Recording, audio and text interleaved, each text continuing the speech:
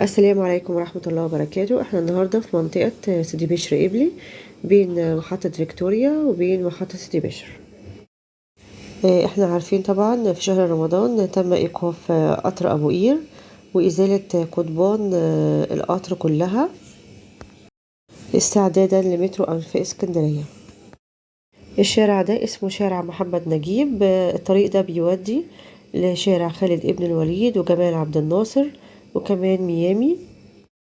وهتكون هنا في المنطقة محطة زيادة اسمها محطة محمد نجيب، هتكون بين سيدي بشر وبين فيكتوريا.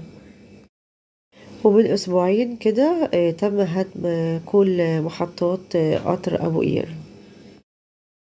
وحاليا بيتم هدم المساجد اللي بتكون قريبة من مكان اللي هيكون فيه المترو، وكمان هيهدوا كل المحلات الموجودة دي اللي في شارع ملك حفني. وفي مسجد هنا اسمه مسجد محمد نجيب تم هدم جزء منه.